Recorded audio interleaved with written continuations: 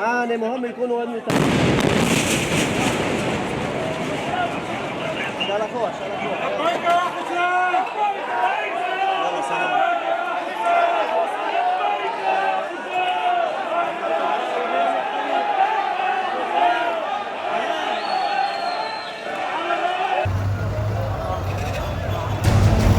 मध्य पूर्व एक बार फिर सुलग रहा है। दक्षिणी लेबनान में इजरायली बम गिरे और दुनिया देख रही है एक और युद्ध की आहट। इजराइल ने दक्षिणी लेबनान के टूल शहर पर एयर स्ट्राइक कर दी। दावा किया जा रहा है कि यहाँ हिजबुल्लाह की सैन्य गतिविधियां चल रही थी। इजराइल का दावा है कि इस हमले में हिजबुल्लाह के एक रेडवान फोर्स आतंकी मारा गया।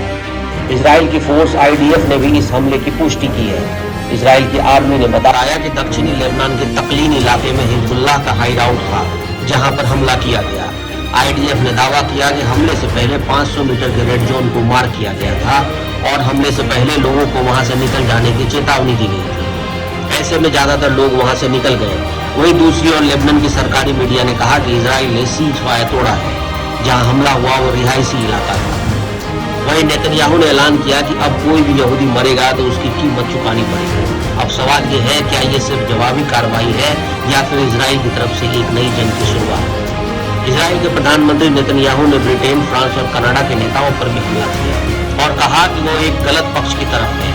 ये बात ब्रिटिश प्रधानमंत्री कीर स्टारमर के उस बयान के 2 दिन बाद कही गई, जिसमें उन्होंने कहा था कि वो फ्रांस और कनाडा के नेताओं के साथ गाजा में बढ़ते दबाव से डरे हैं और उन्होंने युद्ध विराम का आह्वान किया था।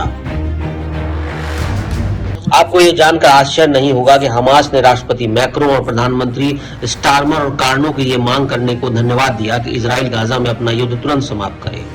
हमास ने उन्हें धन्यवाद देकर सही किया, क्योंकि अपनी मांगे जारी रखकर हमास की बजाय इजराइल के खिलाफ प्रतिबंधों को धमकी के साथ इन तीनों नेताओं ने प्रभावी रूप से कहा कि वो चाहते हैं कि हमास सत्ता में बना रहे। वे चाहते हैं कि इजराइल पीछे हट जाए और स्वीकार करे कि हमास की सामूहिक हत्यारों की सेना बच जाएगी, वो फिर से बनेगी और 7 अक्टूबर के नरसंहार को बार बार दोहराएगी, क्योंकि हमास ने यही करने की कसम खाई है। मैं राष्ट्रपति मैक्रो, प्रधानमंत्री कार्नी और प्रधानमंत्री स्टारमर से कहना चाहता हूं, जब सामूहिक हत्यारे, बलात्कारियों, बच्चों के हत्यारे और अपहरणकर्ता को आपका धन्यवाद मिलेगा तो आप न्याय के गलत पक्ष पर हैं, आप मानवता के गलत पक्ष पर हैं और आप इतिहास के गलत पक्ष पर हैं। इसी के साथ नेतन्याहू का एक और बयान आया। इजराइल का दावा है कि हिजबुल्लाह अब भी दक्षिण लेबनान में सक्रिय है और ये नवंबर 2024 के युद्ध विराम समझौते का उल्लंघन है। इस समझौते के तहत हिजबुल्लाह को लिटानी नदी के उत्तर में हटना था, लेकिन इजराइल का आरोप है कि वो फिर से हमले की तैयारी कर रहे हैं।